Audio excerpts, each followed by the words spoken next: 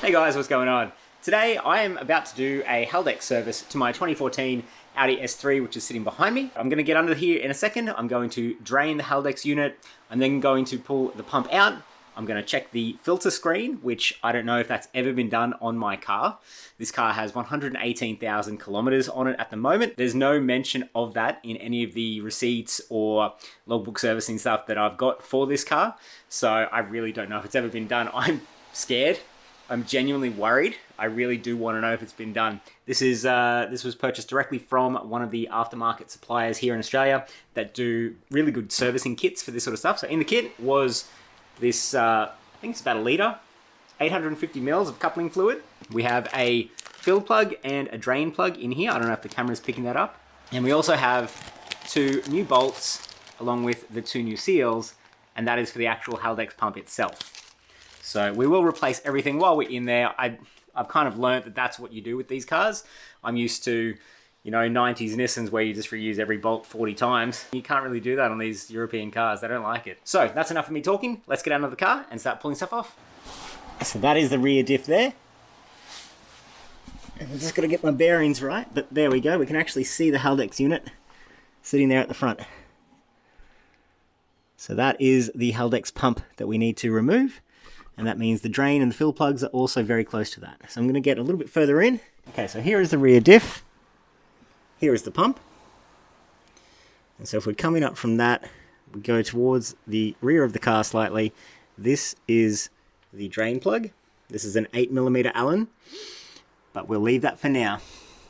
What we're actually looking for first is the fill plug, which is up here.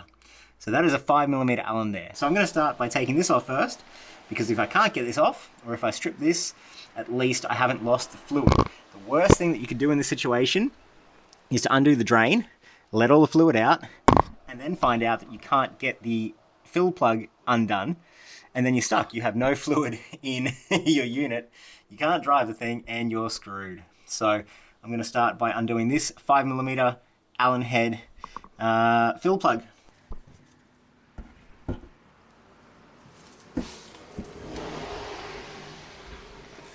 Oh boy, that's really stuck in there.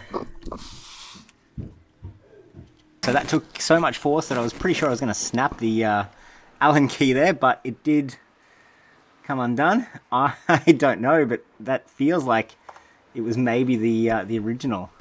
So now that the fill plug is undone up the top here, I'm going to tackle the drain plug here. This is the 8mm Allen head bolt there. So where's my ratchet gone? See how this goes. Gonna need an extension actually. Okay. Okay, that wasn't very tight to begin with.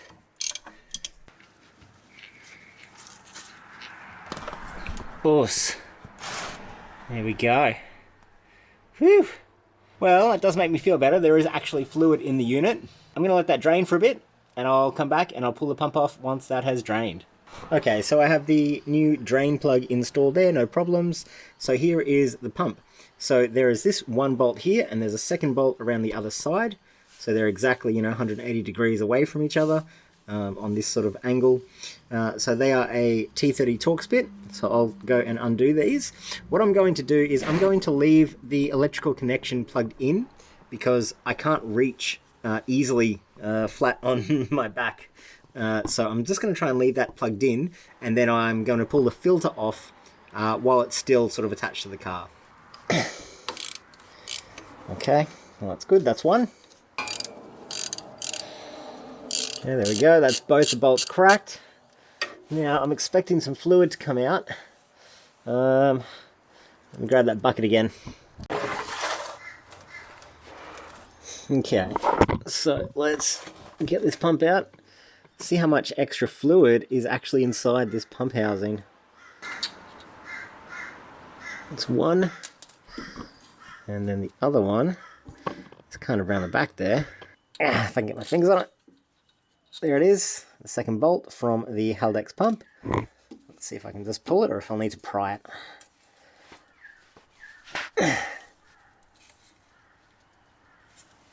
Yeah, the seals are pretty good. There we go. Oh, hey. Oh my god. Well, look at that. There's one clean looking screen. Man, I'm impressed. I'm happy about that. There's nothing wrong with that. Yeah, look at that. That is completely clear. Very happy about that. So I'm not going to bother pulling that filter off because there's no need. But I am going to replace those seals and the bolts. Okay, so now that the pump has basically drained for the most part, I'm going to pull these two seals off and replace them. So I might need something like a little pick tool to grab it off. Okay, so that was impossible to film, but that's the new seals on there now. So all that's left to do is refit the pump and put the new bolts in, and away we go. Okay, here is new bolt number 1. Oh, doesn't want to go in. Yep, that's going in now, which is good. Okay, here's the next one.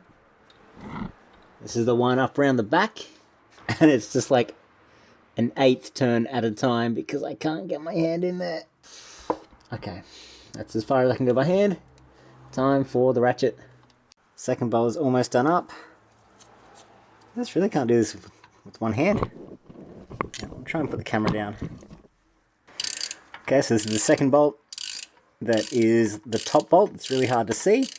And then I'll torque those down as well. I'll just grab the torques back. I think these are about 30 Newton meters. Okie dokie. So that's almost everything done. That's all of the fluid drained out. The Haldex pump has been checked, cleaned out. I didn't have to clean anything out. There was nothing in there. I'm really happy that that filter screen thing was completely clear. So stoked about that. All that's left to do now is to put some new fluid in there. So in order to get this into that space above my head, in limited space as well, I'm going to be using one of these pumps. So this is, you know, the kind of thing you can buy from any auto parts store. And there's 2 ways we can do it. I just have to see if this thread fits onto the bottle of new fluid that I have. If it doesn't, then I'm just going to transfer it into this bottle and then pump it out of there anyway. So let's have a look.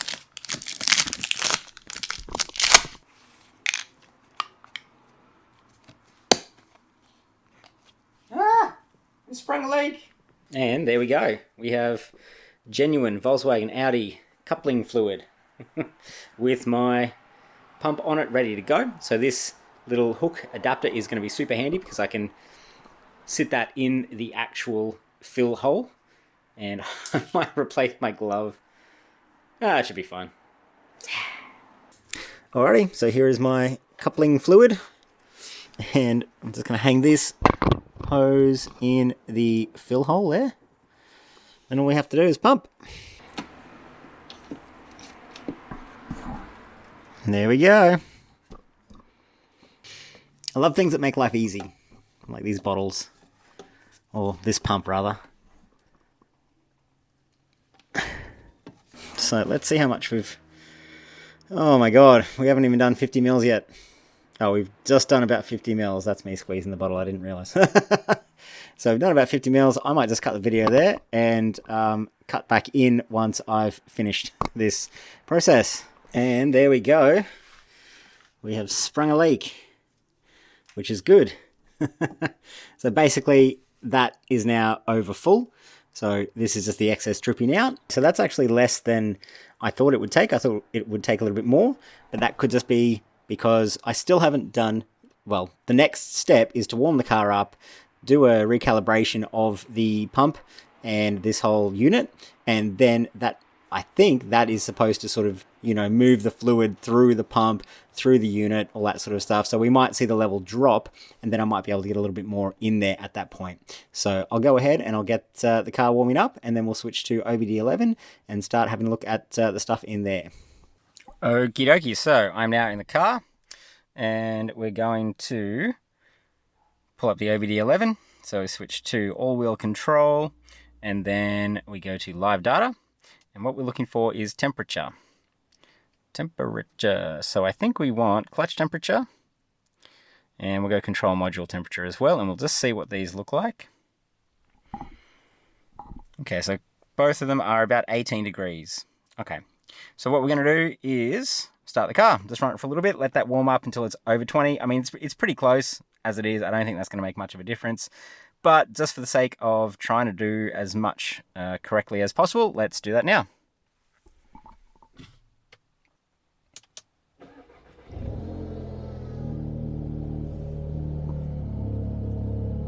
So it shouldn't take very long. Just going to get underneath the car and just check for any leaks around the Haldex area. No leaks. Okay, so here we are at 21.7 degrees, which is pretty close to 22 degrees. So now that we're up to temperature, I'm going to do one more thing, and that is do basically a reset for the Haldex service. So that's the basic settings here in AWD 11 as well. So we're back out of here.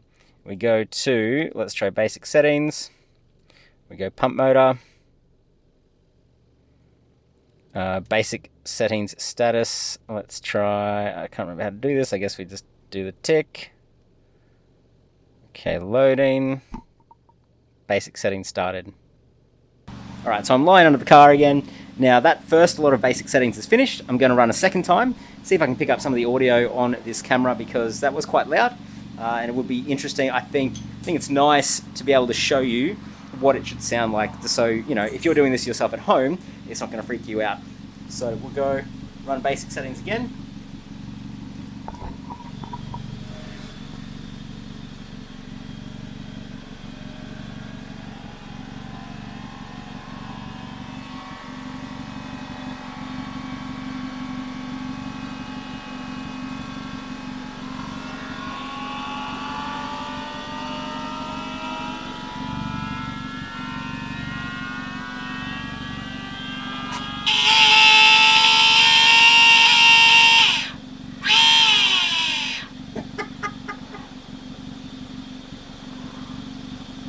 It's so loud.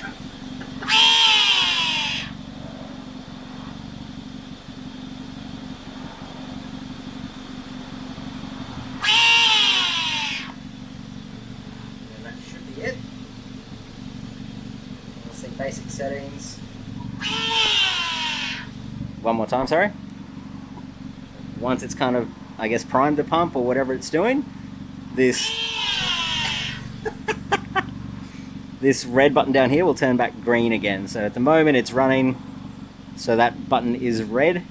There we go, it's just gone back to green. So we have finished essentially priming the pump, but you know, they call this a basic settings, sort of like a settings reset to calibration effectively.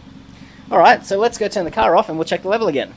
Okay, so I have my bottle of fluid back again. I'm just going to pop this up into the fill hole up there and just give it a couple of pumps.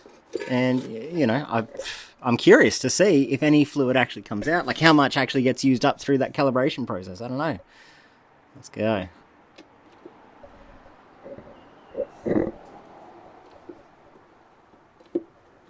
That's about 3 pumps, or 4 pumps, 5, 6.